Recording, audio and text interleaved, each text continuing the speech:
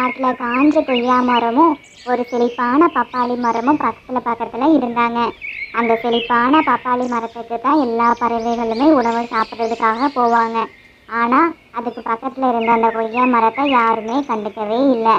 வெளிக்காட்டில் இருந்து வந்த காக்காவும் ராகுலும் தான் அந்த கொய்யா மரத்துக்கு உதவி செய்கிறதா சொல்லியிருப்பாங்க. இந்த கதையில் உதவி செஞ்சாங்களா இல்லையா, என்ன நடந்தது அப்படிங்கிறத பார்க்கலாம். அந்த வறண்ட கொய்யா மரத்துக்கு பக்கத்தில் நின்று ஒரு மானும் ஒட்டகமும் பேசிட்டு இருந்தாங்க.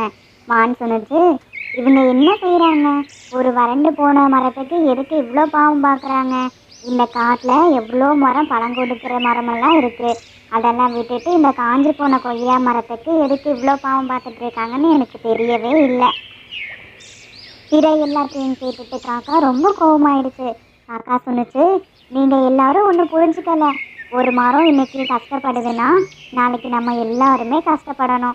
இன்னைக்கு இந்த ஒரு மரம் வறண்டு போயிடுச்சு, நாளைக்கு எல்லா மரமும் வறண்டு போகலாம்.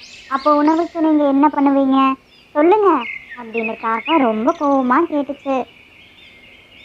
மான், ஒட்டகம், அப்புறம் அங்கே இருந்த மற்ற பறவைகள், விலங்குகள் எல்லாமே ஒருத்தரை பார்த்துட்டு யோசிக்க ஆரம்பித்தாங்க. எல்லா விலங்குகளும் அந்த மரத்துக்கு உதவி செய்கிறதா ஒத்துக்கிட்டாங்க. காக்கா மற்ற பறவைகள் எல்லாமே அந்த காஞ்சி போன கொய்யா மரத்துக்கு உதவி செய்கிறதா சொன்னதை கேட்டு ரொம்ப சந்தோஷப்பட்டுச்சு. காக்கா சொன்னுச்சு, எங்கிட்ட ஒரு திட்டம் இருக்குது. என்னென்னா, நம்ம ஒவ்வொரு நாளும் கொஞ்சம் கொஞ்சமாக தண்ணி எடுத்துகிட்டு வந்து இந்த கொய்யா மரத்துக்கு ஊற்றலாம். அப்படி ஊற்றினா இந்த கொய்யா மரம் பொழைச்சிக்கும். குயில் சொன்னுச்சு, நீங்கள் சொல்கிறது சரிதான், ஆனால் இது வேலை செய்யுமா? நம்ம எப்படி அவ்வளோ தண்ணி கொண்டு வர முடியும்? கிளி சொன்னுச்சு, ஃபஸ்ட்டு நம்ம எல்லாரும் இதை முயற்சி பண்ணி பார்க்கலாம். முடியல அப்படின்னா வேற ஏதாவது யோசிக்கலாம். காக்கா காட்டுக்கு மேலே பறந்து போச்சு. கீழே ஒரு சிறிய ஆறு பாறைகளுக்கு இடையே ஓடுறத அது கவனிச்சிச்சு. ஆனால் அது ரொம்ப கொய்யா மரத்துக்கு தூரமாக இருந்துச்சு. நம்மளால அவ்வளோ தூரத்தில் இருந்து தண்ணி கொண்டு வர முடியுமா? நமக்கு வேற ஏதாவது உதவி தேவை அப்படின்னு எல்லா பறவைகளும் அடுத்து என்ன செய்யறதுன்னு தெரியாம யோசனை பண்ணிட்டு இருந்தாங்க. கொய்யா மரத்துக்கு எல்லா பறவைகளும் ஒற்றுமையா தனக்கு உதவி செய்யறதை நினைச்சு ரொம்ப சந்தோஷப்பட்டுச்சு. ஆனா ஆறு ரொம்ப தூரமா இருந்ததால பறவைகளால் அவ்வளோ தூரத்துல இருந்து தண்ணி கொண்டு வர முடியாதுன்னு கொய்யா மரத்துக்கு தெரிஞ்சுது. கொய்யா மரம் பறவைகிட்ட சொன்னுச்சு, பறவைகளே, நீங்க எனக்கு உதவி செய்யறது எனக்கு ரொம்ப மகிழ்ச்சி. ஆனால் ஆறு ரொம்ப தூரமாக இருக்குது. நீங்கள் யாரும் கஷ்டப்பட வேண்டாம், நான் இப்படியே இருந்துடுறேன் அப்படின்னு ரொம்ப கவலையாக கொய்யா மரம் சொன்னுச்சு. அந்த நேரம் பார்த்து மழை நல்ல வேகமாக பெய்ய ஆரம்பிச்சிச்சு. எல்லா பறவைகளுக்கும் விலங்குகளுக்கும் ரொம்ப சந்தோஷமாகிடுச்சு. நம்ம கஷ்டப்படாமலே பலன் கிடச்சிருச்சு அப்படின்னு எல்லா பறவைகளும் சந்தோஷப்பட்டுச்சு.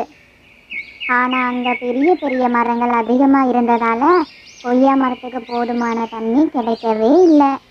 காக்கா சொன்னுச்சு, கவலைப்படாதீங்க நண்பர்களே, நாம் ஒவ்வொருவரும் சிறு சிறு துளிகளை கொண்டு வந்தாலே அது பெரிய மாற்றத்தை உருவாக்கும். பறவைகள் எல்லாம் ஒருத்தரை பார்த்து பேசிக்கிட்டாங்க. அவங்க சந்தேகமாக இருந்தாலும் இந்த வேலையை செய்கிறது நினச்சி ஆர்வமாக இருந்தாங்க. காக்கா சொன்னுச்சு, இன்னைக்கு இந்த மரத்துக்கு நம்ம உதவி செய்யலைன்னா நாளைக்கு இந்த மரம் இல்லாமல் போயிடும். மயில் தலையாட்டிட்டு, உண்மைதான், நாம் எல்லாரும் ஒன்று சேர்ந்து இதுக்கு உதவி செய்யலாம். பறவைகள் எல்லாமே அந்த ஆற்றுக்கு பறந்து போகிறாங்க. அந்த ஆறு ரொம்ப பளபளப்பான தண்ணியோட ஓடிட்டு இருந்துச்சு. முதல்ல காக்கா தரையில் இருந்துச்சு. அதுக்கப்புறம் மயில், கிளி, குயில்னு ஒருத்தர் பின்னாடி ஒருத்தர் தரையிறங்கினாங்க. குயில் சொன்னுச்சு, நாம் எல்லாருமே நம்மளோட அழகால தண்ணி எடுத்துக்கலாம், ஆனால் அந்த தண்ணி போதுமானதாக இருக்காது. கிளி கொஞ்ச நேரம் யோசனை பண்ணிட்டு, ஒருவேளை இதை பல முறை செஞ்சோன்னா கொய்யா மரத்துக்கு போதுமான தண்ணி கிடைக்க வாய்ப்பு இருக்கு. பறவைகள் அவங்களோட அழகுல சிறிய அளவு தண்ணி எடுத்துட்டு வந்து கொய்யா மரத்துக்கு பறந்து போய் அதோட வேர்களுக்கு கீழே தண்ணியை விடுறாங்க. இதை பல முறை திரும்ப திரும்ப செய்கிறாங்க.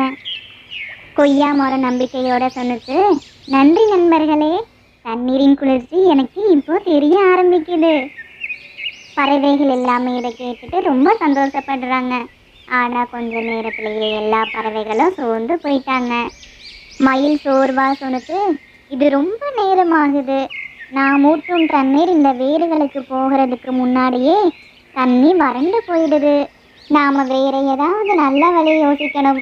ஆனா அது என்ன? பறவைகள் எல்லாமே ஒருத்தர் ரொம்ப கவலையா பார்க்குறாங்க. திடீர்னு அவங்களுக்கு ஒரு சத்தம் கேட்குது. ஒருவேளை நான் உங்களுக்கு உதவலாமா? பறவைகள் எல்லாமே திரும்பி பார்க்குறாங்க. அங்க ஒரு சிறுவன் நிற்கிறான். அது ராகுல், கொய்யா மரத்தை முன்னாடியே கவனித்த சிறுவன். தாத்தா ரொம்ப சந்தோஷமா, இது ஒரு நல்ல யோசனை, நாம் எல்லாருமே இதை முயற்சி பண்ணி பார்க்கலாம். ராகுலும் பறவைகளும் ஒன்றா சேர்ந்து அந்த கொய்யா மரத்தை காப்பாற்றுவாங்களா? அடுத்த கதையில பார்க்கலாம். Please like, share and subscribe. Thank you.